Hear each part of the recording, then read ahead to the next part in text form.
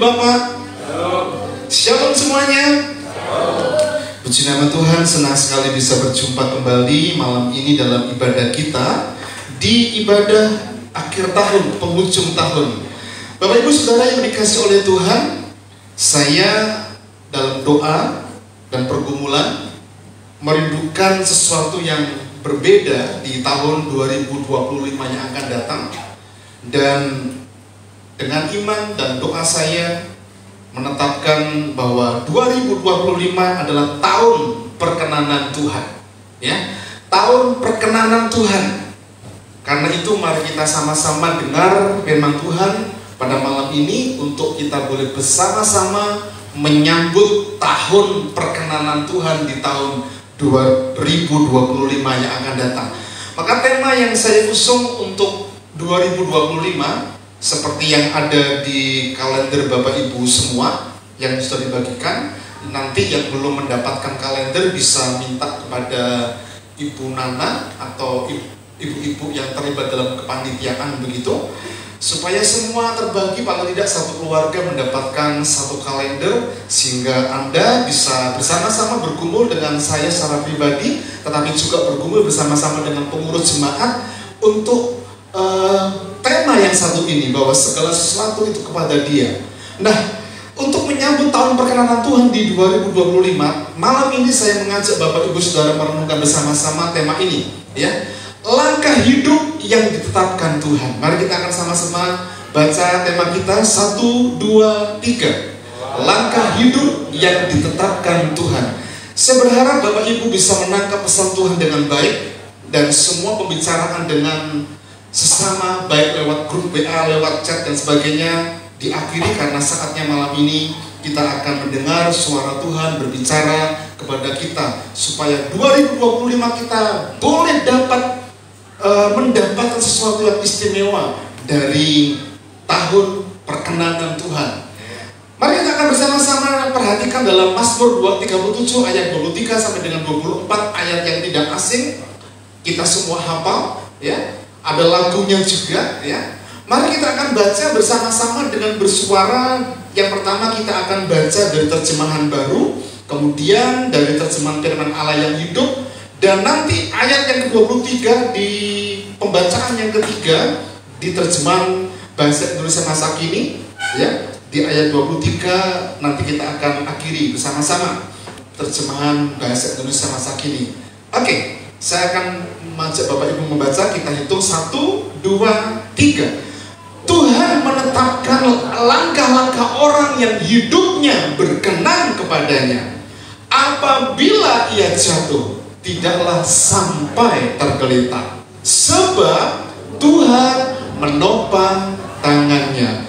Belum semua. Nampaknya malam ini masih hayub-hayuban gitu Bapak Ibu. Saya rindu malam ini punya semangat yang luar biasa. Saya aja semangat banget. Saya berharap Bapak Ibu punya semangat yang sama dengan saya malam ini untuk kita memasuki tahun perkenanan Tuhan, ya. Kita akan baca dengan bersuara bersama-sama, 1, 2, 3. Tuhan menetapkan langkah-langkah orang yang hidupnya berkenan kepadanya. Apabila ia jatuh, tidaklah sampai tergeletak, sebab Tuhan menopang tangannya. Dalam firman Allah yang hidup 2, 3. Langkah orang-orang baik dibimbing oleh Tuhan. Ia senang dengan setiap langkah mereka. Ayat 24. Apabila mereka jatuh, maka kejatuhan mereka tidak parah, karena tangan Tuhan menopang mereka.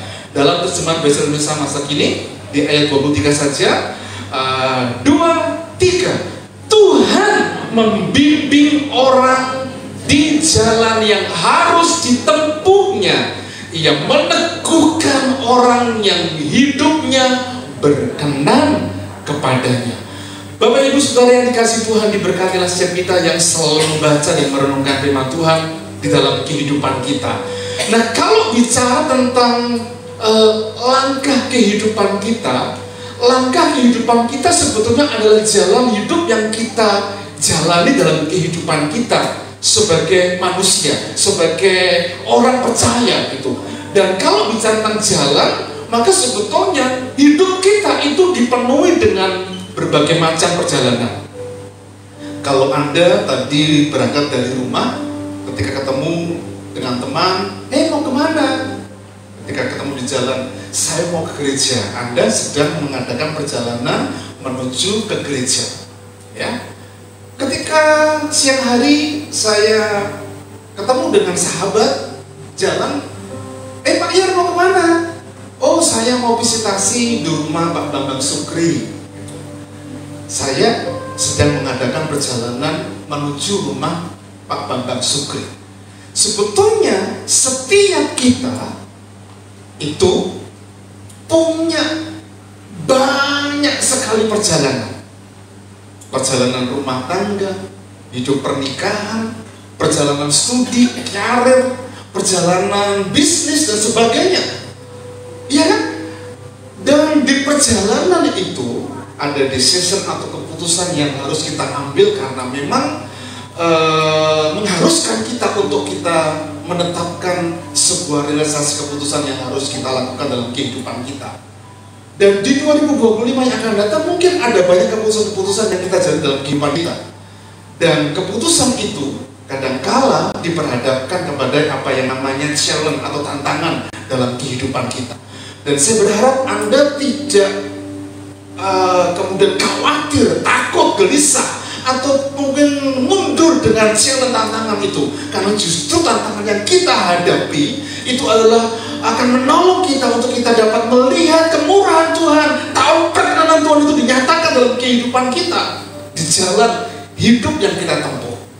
Bapak Ibu Saudara yang dikasihi Tuhan, di dalam perjalanan kita itu nggak bisa memprediksi dengan tepat apa yang akan terjadi.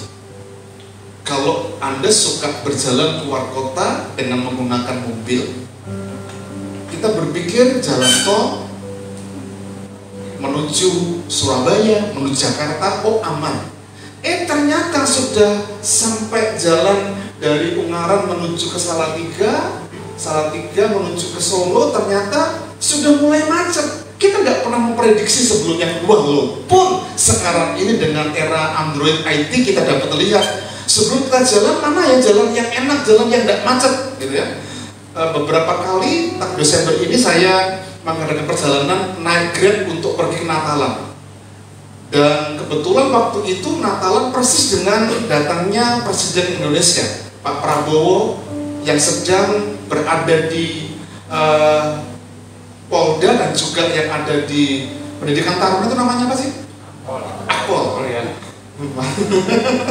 Akpol. Sehingga ketika Natalan di daerah Jamli sana, sopir ini selalu lihat aplikasinya. Saya tanya, Pak, kok merah-merah itu tandanya apa? Oh, merah itu tandanya macet, jangan lewat situ, Pak. Mungkin kita juga prediksi itu, tapi dalam jalan hidup kita nggak bisa tahu apa yang akan terjadi 1 jam kemudian, 2 minggu yang akan datang, bahkan tahun yang akan datang. Tapi penghiburannya buat kita, sekalipun kita nggak bisa memprediksi jalan yang kita tempuh, atau bahkan kalau ada hamba Tuhan yang bisa memastikan besok tahun depan yang akan datang seperti ini, itu perlu diuji. Karena justru kadang-kala apa yang dikatakan itu menyesatkan kita, ya. Tapi penghiburannya bagi kita orang percaya, sekalipun kita itu nggak tahu dan bisa memprediksi jalan kita yang kita tempuh itu seperti apa, tapi janji Tuhan di tahun perkenanannya 2025, Dia mengatakan Tuhan menetapkan langkah-langkah orang yang hidup berkenan kepadanya. Ada 3 kata kunci penting dari ayat yang kita barusan baca, ya. Yang pertama adalah langkah, dan juga menetapkan. Dan kata kunci berikutnya adalah berkenan. Tuhan menetapkan langkah-langkah orang yang hidupnya berkenan kepadanya. Tapi dalam terjemahan firman Allah yang hidup di langkah orang-orang baik, langkah hidup orang yang berkenan, langkah hidup orang yang baik itu dibimbing oleh Tuhan. Ia senang dengan setiap langkah mereka. Ini penghiburan bagi kita. Sekalipun kita nggak bisa memprediksi masa waktu yang akan datang, tapi Dia Allah yang berjanji untuk menetapkan langkah-langkah kita dengan pasti. Mau cara bisnis seperti apa, dalam pengertian mau progres seperti apa yang kita rencanakan dan kita bawa ke hadirat Tuhan, pastinya Tuhan menetapkan langkah-langkah kita. Dalam terjemahan bahasa Indonesia masa kini, Tuhan membimbing orang di jalan yang harus ditempuhnya. Oh, ini sebuah penghiburan yang sejati Bapak Ibu, karena tidak ada hal yang lain yang akan mempermudah kita kalau tidak ada yang pasti dalam kehidupan kita. Dan kepastian itu diberikan Tuhan karena Dia berjanji menetapkan langkah-langkah kita. Oke, kita masuk kepada sebuah hal yang penting untuk kita renungkan baik-baik. Kita gali bersama-sama ya Bapak Ibu tentang langkah-langkah kemudian Tuhan menetapkan dan berkenan itu seperti apa. Dan nanti titik poinnya kita akan pelajari bersama-sama apa sih yang dimaksud dengan berkenan kepada Tuhan, dan bagaimana kita sebagai umat Tuhan merespon perkenanan Tuhan dalam kehidupan kita, sehingga di tiap langkah kehidupan yang kita hidupi dalam kehidupan kita, kita boleh menikmati rahmat Tuhan, kemurahan Tuhan, karena perkenanan Tuhan itu terjadi dalam kehidupan kita. Dengan kata lain, langkah-langkah kita itu ditetapkan oleh Tuhan. Tuhan menetapkan langkah-langkah kita. Syarat ketentuan yang berlaku ya, kalau dosa sekarang itu adalah hidup yang diperkenan oleh Tuhan. Oke, kita berjalan lagi ya. Langkah atau langkah-langkah dari teks Ibrani itu adalah mitzadai. Itu merujuk kepada perjalanan atau pergerakan yang terarah dan tidak salah alamat. Seperti map yang kita buka, kita mau ke arah mana, kadangkala kalau kita belum tahu, kita keblusuk ya. Saya masih ingat kalau tidak salah tahun 2019 atau 2018 gitu ya, waktu saya berjalan ke Solo di rumah salah satu sahabat, hari ini sudah almarhum begitu, karena belum tahu Solo baru, saya pakai map. Ternyata map yang saya lewati ini adalah map yang blusuk kayak gitu. Tapi blusuknya juga enak begitu, karena sudah tahu macam-macam termasuk. Ternyata di Solo itu ada soto yang harganya 3.000 gitu. Saya tanya orang Solo, ternyata ada enggak sih? Ada gitu. Nah, itu terarah. Berbeda dengan map. Map kadang-kala blusuk tapi kalau kita bisa membaca map ya. Kalau kita nggak bisa baca map, seringkali kita bertengkar. Kita kok nggak bisa gitu ya, gitu ya. Nah, seperti itu Bapak Ibu. Tapi langkah-langkah yang ditetapkan oleh Tuhan itu merujuk kepada langkah sebuah pergerakan yang terarah. Dan langkah-langkah itu menggambarkan sebuah tindakan-tindakan yang kita ambil, baik itu kecil ataupun besar.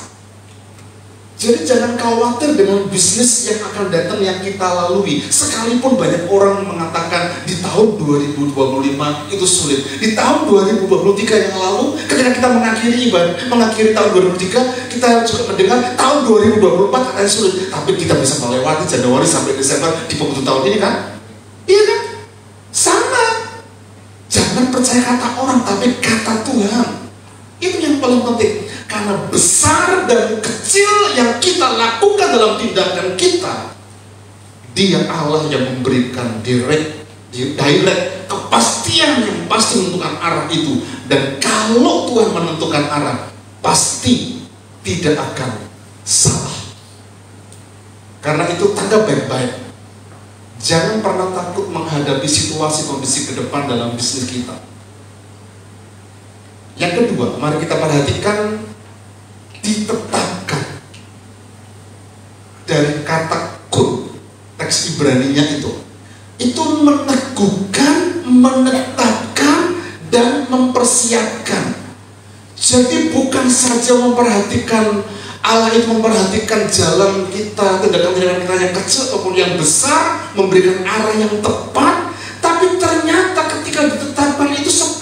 Tuhan itu meneguhkan kita, menetapkan, mempersiapkan kita. Walaupun kadangkala jalan yang kita lalui itu nggak mudah. Dia memberikan petunjuk arah yang jelas. Bagi siapa? Bagi orang yang berkenan kepadanya. Bagi orang yang berkenan kepadanya.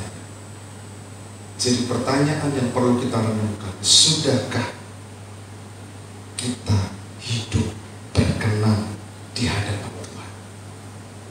Kalau kita hidup berkenan di hadapan Tuhan, dan kita belajar hidup berkenan di hadapan Tuhan 2025, kita akan mendapatkan perkenanan Tuhan.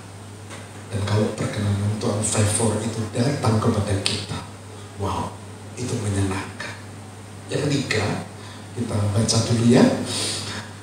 Berkenan itu dari kata Ibraninya itu chaphet, yang berarti menyukai dan menyenangkan. Jadi kalau Tuhan itu berkenan kepada seseorang, Tuhan itu sangat suka, Tuhan itu sangat senang. Karena apa? Hidupnya sesuai dengan kehendak Tuhan. Jadi ketika kita melangkah di 2025 menyambut tahun perkenanan Tuhan, sebetulnya ketika kita melangkah, yang perlu kita kerjakan adalah mengkoreksi, mengevaluasi hidup kita, apa kita berkenan kepada Tuhan. Karena kalau kita berkenan kepada Tuhan, berarti bisa menyukakan hati Tuhan, menyenangkan hati Allah. Karena kita belajar untuk masuk dalam kehidupan yang sesuai dengan kehendak Allah. Visi yang Tuhan taruh di hati saya ketika RBC ini berdiri adalah menghadirkan kerajaan Allah dengan nilai-nilainya di tengah dunia ini. Dan nilai-nilai itulah yang kita sedang raih bersama-sama untuk kita menikmati perkenanan Tuhan. Pekerjaan kita hadirkan kerajaan Allah dengan nilai-nilainya. Apa itu? Ingat, masih fokus. Faithful, obedient, unity, care unity, dan serve, melayani. Ya, kalau kita punya value melayani, ya, Anda suka nggak kalau makan di resto kemudian pelayannya itu jutek? Kira-kira dibalani nggak? Sekalipun murah dan enak, dibalani Pak ya karena murah gitu. Tapi mungkin beberapa kita yang tahu pelayanannya seperti itu, mungkin kita nggak datang. Tapi kalau sekalipun mahal, tapi dari awal itu buka pintu, selamat datang Bapak dan Ibu, mari apa yang bisa saya bantu? Iya Bu, berapa orang dulu di mana ya? Oh, silakan. Waktu pesan kita itu masih cari menu ditunggu sambil senyum gitu ya. Oh, itu menyenangkan Bapak Ibu, sekalipun mahal. Dan mungkin Bapak Ibu juga akan pikir-pikir kalau dalam begitu, dalam arti pilihnya pasti yang enak kan kalau makan di resto, begitu kan? Kita ditunggu dan itu akan menyenangkan. Bapak Ibu Saudara yang kasih Tuhan, itulah sebetulnya yang kita sedang lakukan, mengerjakan value kerajaan Allah itu di tengah dunia. Nah, mari kita akan belajar malam ini contoh satu kasus di Alkitab yang sebetulnya Tuhan itu tunjuk orang ini, hamba Tuhan ini, untuk mengerjakan apa yang sebetulnya sulit bagi dia. Tapi Tuhan menolong, Tuhan memberkati. Dia adalah Elia. Mari kita akan baca dalam kitab 1 Raja-Raja pasal 17 ayat 1 sampai dengan ayat yang ke-7. Lalu berkatalah Elia orang Tisbe dari Tisbe Gilead kepada Allah, demi Tuhan yang hidup, Allah Israel yang kulayani, sesungguhnya tidak akan ada embun dan hujan pada tahun-tahun ini, kecuali kalau kukatakan. Kemudian datanglah firman Tuhan kepadanya, pergilah dari sini, berjalanlah ke timur. Ini perintah Tuhan. Pergilah dari sini, berjalanlah ke timur, dan bersembunyilah di tepi sungai Krit, di sebelah timur sungai Yordan. Perintah Tuhan kepada Elia yang pertama, tinggal di sungai Krit. Padahal kondisinya lagi sulit kondisinya, ada masa kekeringan di daerah itu. Yang kedua, bukan hanya disuruh tinggal di Sungai Kerit ketika kekeringan kesulitan terjadi, tapi Elia diperintah Tuhan untuk pergi ke Janda Sarfat bertemu dengan janda. Tuhan gak memerintahkan kepada orang kaya pergi kepada orang kaya di istana atau kepada raja, enggak. Atau barangkali Tuhan tahu bahwa Elia itu sangat takut dengan Isabel, gitu. Karena Isabel kan cari-cari dia mau dibunuh gitu Elia. Tapi pergi ke Janda Sarfat, ayatnya kita baca dulu ya. Tapi sesudah beberapa waktu sungai itu menjadi kering, airnya tidak ada. Sebab hujan tiada turun di negeri itu. Maka datanglah firman Tuhan kepada Elia, bersiaplah pergi ke Sarfat yang termasuk wilayah Sidon, dan diamlah di sana. Ketahuilah aku memerintahkan seorang janda untuk memberi engkau makan. Dan kita tahu janda ini kemudian memberi makan kepada Elia, yang tadinya jandanya itu memang di tempatku itu hanya tepung sedikit saja dan minyak. Kalau nanti aku masak untuk anak dan aku, ini akan habis. Tapi Elia ngomong, buatlah untuk aku. Janda ini miskin, jadi nggak punya apa-apa. Tapi dia lakukan itu. Dia tetap berangkat, pergi ke timur di Sungai Kerit. Dia berangkat ke Sarfat. Perintah Tuhan kepada Elia ini nggak mudah loh Bapak Ibu. Sulit.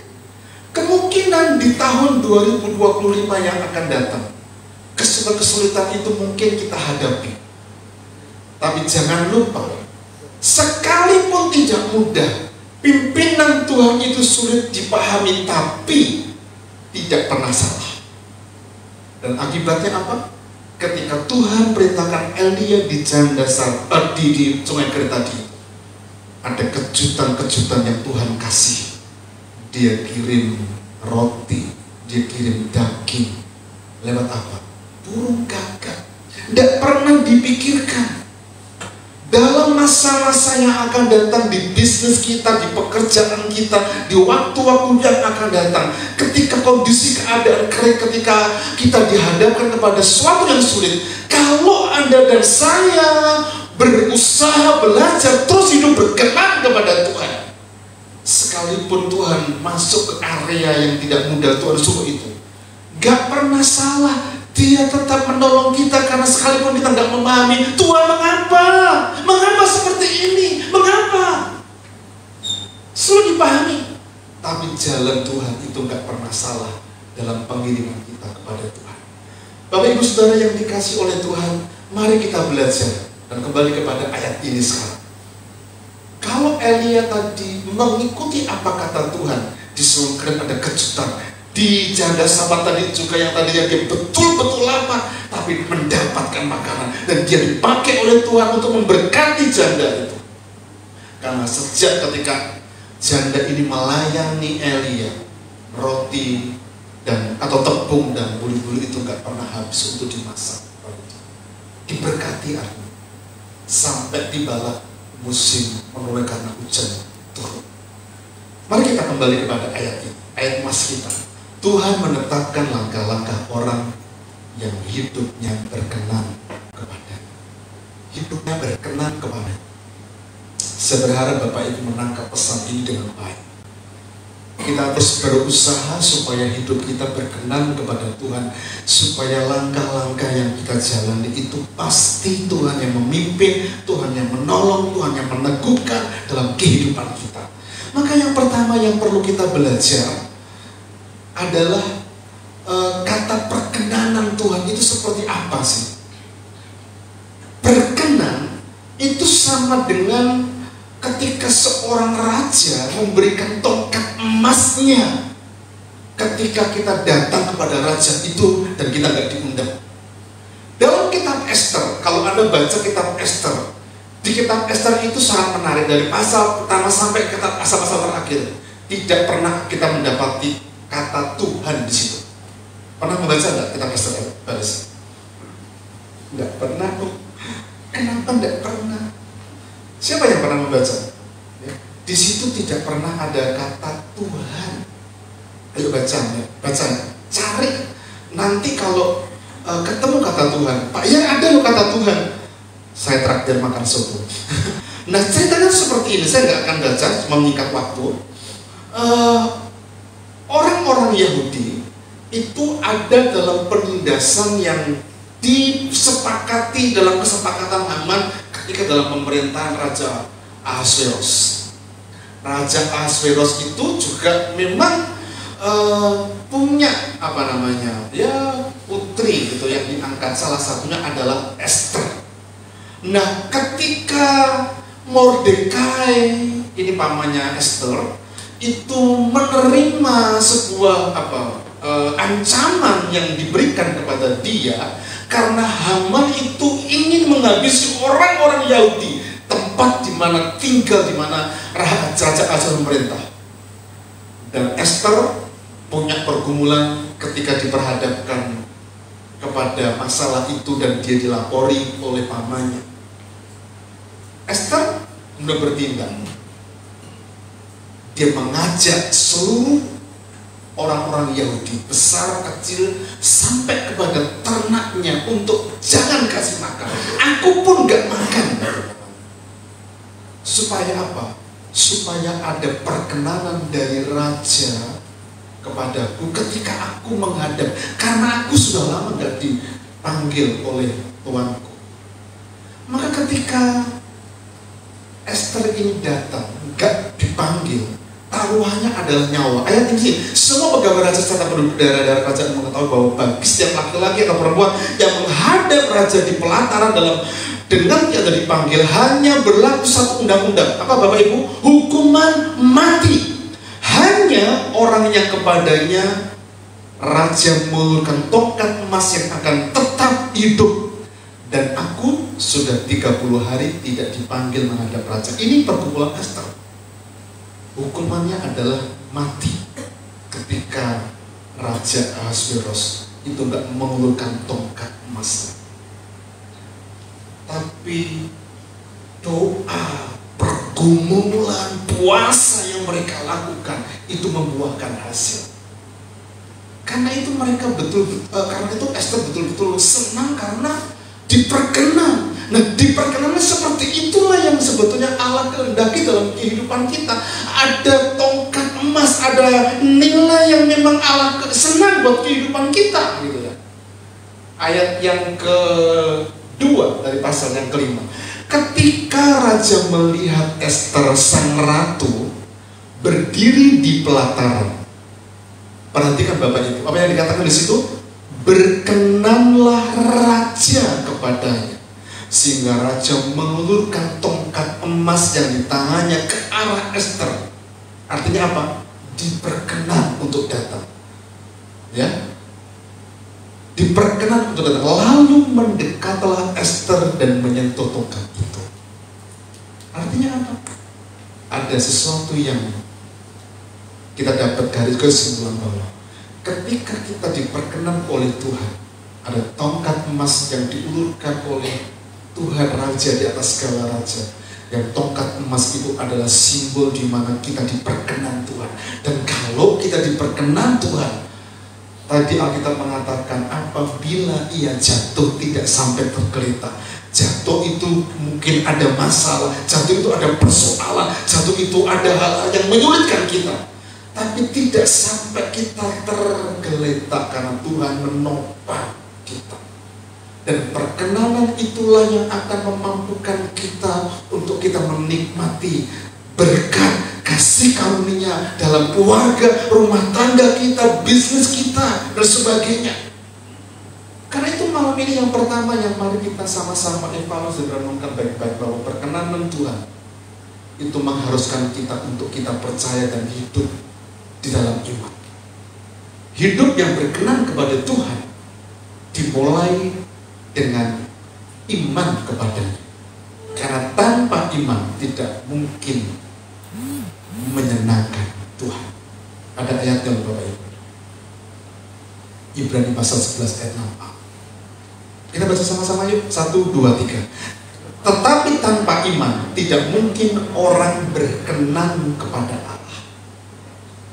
Iman, berimankan kepada Tuhan Yesus Kristus, itu sebetulnya value yang baik untuk kita hidup berkenan. Tapi berapa banyak dari antara kita yang kadang kalah oleh persoalan, oleh pergumulan, kita meninggalkan iman kita. Mungkin kita masih beribadah di gereja, mungkin kita masih melayani, tapi nilai-nilai Kristiani kita mulai tinggalkan. Kita nggak lagi suka berdoa, kita nggak lagi suka baca Alkitab, kita lagi nggak suka dalam komunitas di kelompok kecil. Itu sebetulnya adalah kedek Tuhan bahwa kuasa kegelapan itu bawa kita ke degradasi untuk kita nanti akan kehilangan keyakinan kita. Dan kalau kehilangan keyakinan iman kita, sesungguhnya sebetulnya kita akan tidak dapat menikmati perkenan Tuhan, karena tanpa iman tidak mungkin orang itu berkenan kepada. Ibrani pasal 11 kalau kita baca semua, ada banyak tokoh-tokoh Alkitab, tapi dimulai dari ayat ini. Tanpa iman tidak mungkin orang berkenan kepada Allah. Di bagian B, ini menarik, perhatikan baik-baik. Sebab barang siapa berpaling kepada Allah, ia harus percaya bahwa Allah itu ada, dan bahwa Allah itu apa? Memberi apa? Upah. Tadi itu bagi orang-orang yang sungguh-sungguh mencari Dia, berusaha dalam keyakinannya. Bapak Ibu, ayo doa pagi ya. Korudi libur jadi sudah absen Pak Kris ya. Ya. Ayo kita suka berdoa. Bon fellowship itu kelompok kecil yang sebetulnya akan memperkuat iman kita. Ya. Di sini saya senang banget Bapak Ibu, di Bon fellowship itu ternyata RBC itu punya orang-orang potensi-potensi luar biasa. Ya, saya punya impian, boleh ya bermimpi ya. Mulai 2025 nanti kita akan perdalam kelas homiletik kita, sehingga exegesis kita dapat, dan nanti akan ada pengkhotbah baru tampil di Kids RBC, di Youth RBC, di Women RBC, di Men RBC, gitu ya. Amin, amin Pak Danan. Amin, di Men RBC, termasuk di ibadah raya. Bukannya tampil di tempat ini loh Bapak Ibu, saya berdoa mengajak untuk kita sepakat pertengahan tahun kita pindah. Amin.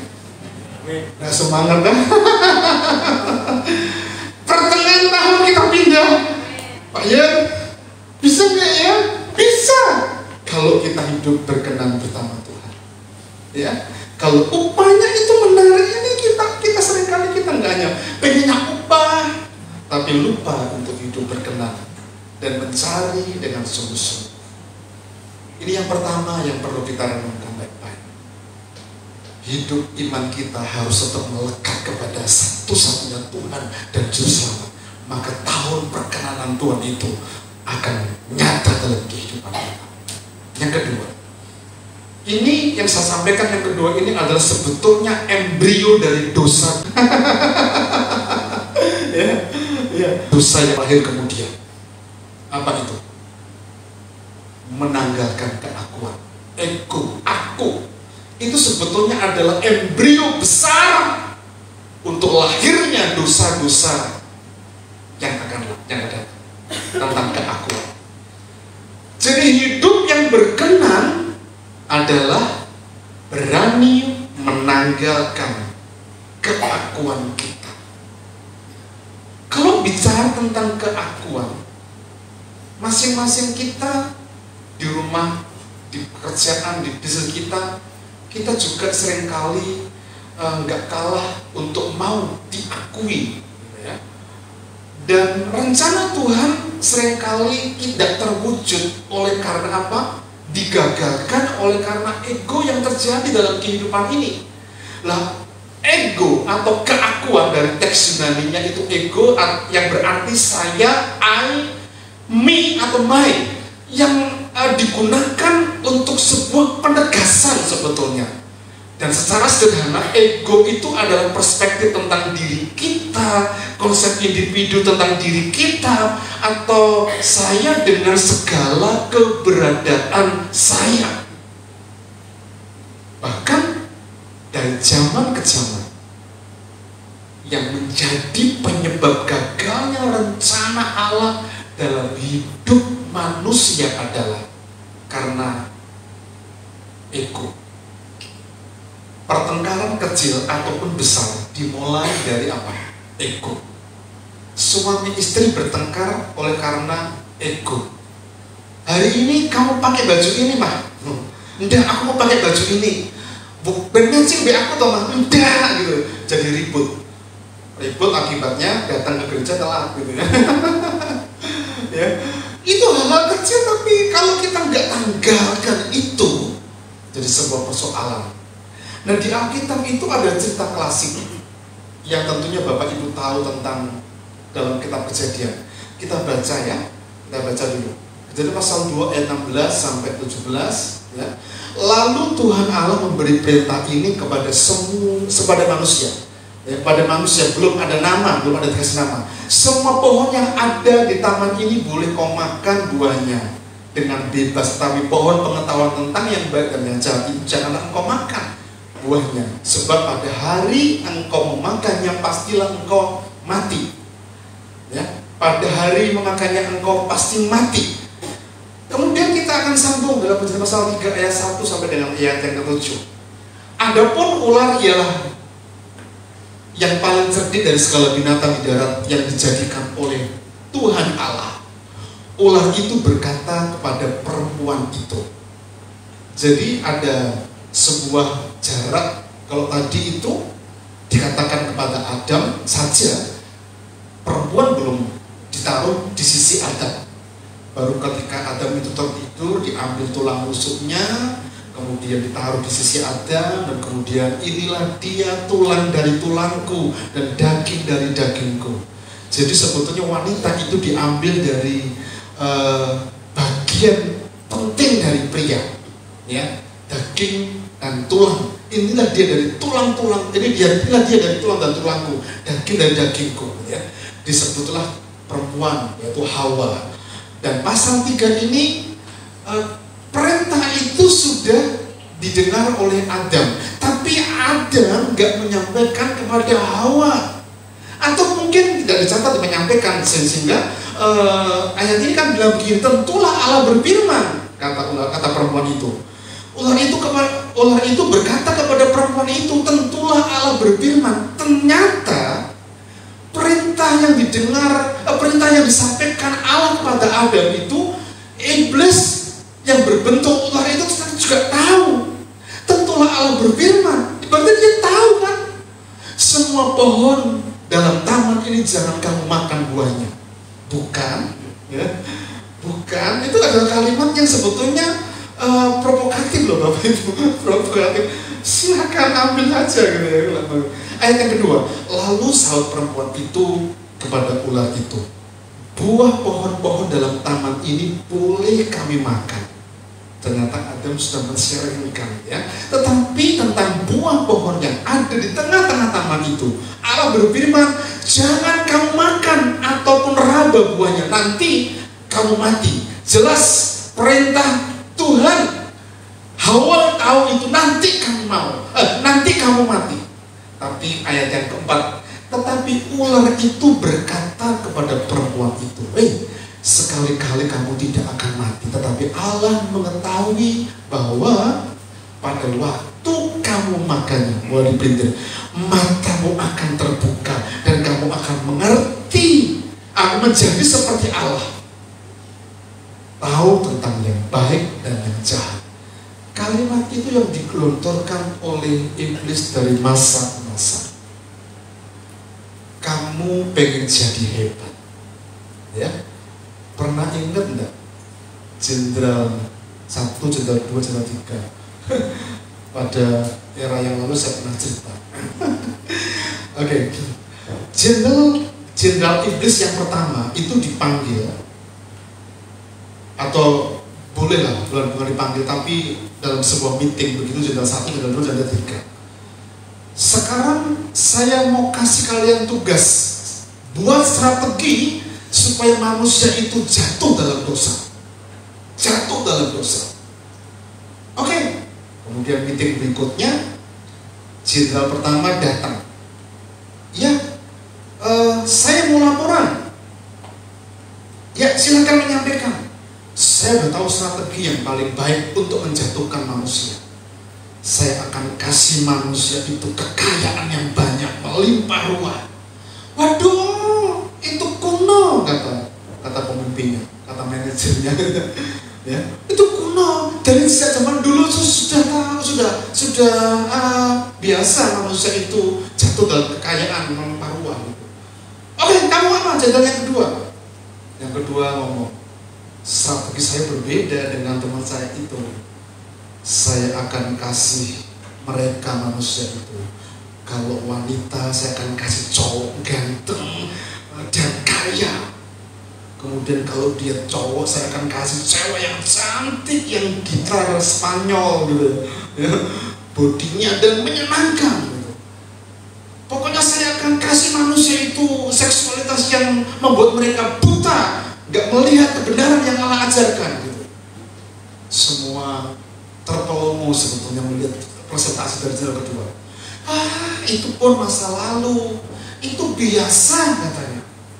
Jenderal 2, jenderal 1, jenderal 2 sudah. Jenderal ketiga. Yang ketiga berbeda.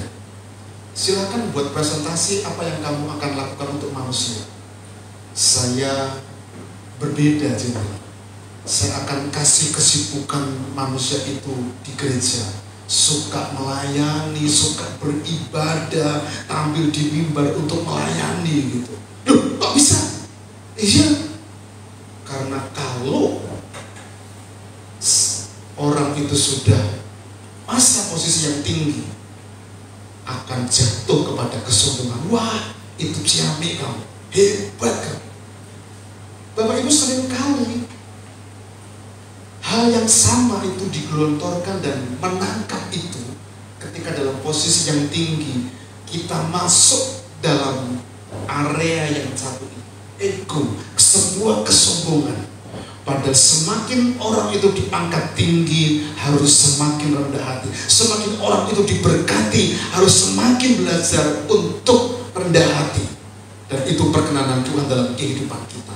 Ayat yang kelima, tetapi Allah mengetahui bahwa pada waktu kamu memakannya matamu akan terbuka, kata iblis, dan kamu akan menjadi seperti Allah, tahu tentang yang baik dan yang jahat. Perempuan itu melihat apa yang bahwa buah itu baik untuk dimakan dan sedap kelihatannya. Lagi pula pohon itu menarik hati dan memberi pengertian, lalu mengambil buahnya dan dimakannya dan diberikannya juga kepada suaminya, dan bersama-sama dengan dia dan suaminya pun memakannya. Ketika Anda membaca sampai ini, ayat yang 7 kita habiskan dulu ya. Maka terbukalah mata mereka berdua dan mereka tahu bahwa mereka telanjang. Mengapa? Karena mereka melanggar. Lalu mereka menyemat daun pohon ara dan membuat cawat. Bapak Ibu Saudara yang dikasih oleh Tuhan, sebetulnya keputusan untuk mereka berdosa itu sebetulnya kalau mereka kekeh kuat dengan apa yang dikatakan Tuhan, nggak akan terpengaruh dengan apa yang dikatakan oleh ular tadi. Tapi kembali lagi kepada apa yang disampaikan oleh ular dan menjadi pengaruh besar bagi perempuan ini. Mari kita belajar pada malam ini, Bapak. Memasuki dan menyambut tahun perkenanan Tuhan. Dosa itu dimulai dari ego. Tapi mari kita tanggalkan ego kita di 2024 ini. Masuk tahun perkenanan Tuhan dan kita akan menikmati berkat Tuhan dalam kehidupan. Tidak mudah, Bapak Ibu. Apalagi kalau kita sudah biasa dari sejak muda, dari sejak kita ketika belum menikah dan sebagainya, untuk menunjukkan rendah hati dalam perkenanan Tuhan dalam kehidupan kita itu tidak mudah. Yang terakhir, yang ketiga, dengan cepat, mari kita belajar untuk bersyukur dalam segala keadaan. Kalau kita bisa bersyukur dalam segala keadaan, sehat ataupun sakit, kurang atau kelimpahan, ya, ada masalah atau ada persoalan, tetaplah bersyukur dalam pelayanan kita, dalam kehidupan kita. Dan itu adalah value penting dalam kehidupan kita sebagai anak-anak Tuhan. Yang terakhir saya akan bercerita. Di Kanada ada seorang petani jagung yang dipakai untuk memberkati banyak orang di desa. Dan pertanian itu di Kanada dikompetisikan. Dan satu bapak ini punya bibit yang baik, punya panen yang baik, sehingga tiap tahun orang ini itu menang. Dan diwawancarailah dia dengan oleh wartawan. Apa Pak rahasia Bapak sehingga tiap tahun menang dan panennya itu banyak? Saya melakukan ini. Bibitnya bagus, lahannya juga bagus, tapi tidak hanya itu katanya. Lalu apa? Saya juga bagi bibit itu kepada tetangga saya. Tetangga bukan hanya tetangga dekat, tapi tetangga desa. Semua saya bagi bibit yang bagus. Sehingga saya hari ini menikmati berkat itu. Jagung yang ditanam, kalau jagung itu ditanam sendiri satu petak begitu saja, penyerbukannya kan hanya di situ, ya kan? Penyerbukannya hanya di situ. Tapi kalau tetangganya itu tanam jauh di tanah, kemudian penyerbukan itu terjadi di mana-mana, maka bibit yang unggul itu betul-betul unggul dan melimpah panennya. Sama seperti petani yang tiap tahun ini panen. Anda dan saya siap nggak untuk kita menerima perkenanan Tuhan dalam kehidupan kita? Mulai dari hal-hal kecil yang memang kita bisa kerjakan dalam kehidupan kita. Value iman yang kita perlu hidupi. Mari kita belajar menanggalkan keakuan. Dan yang ketiga, mari kita belajar untuk mengucap syukur. Datanglah kepada Tuhan dengan segala hati.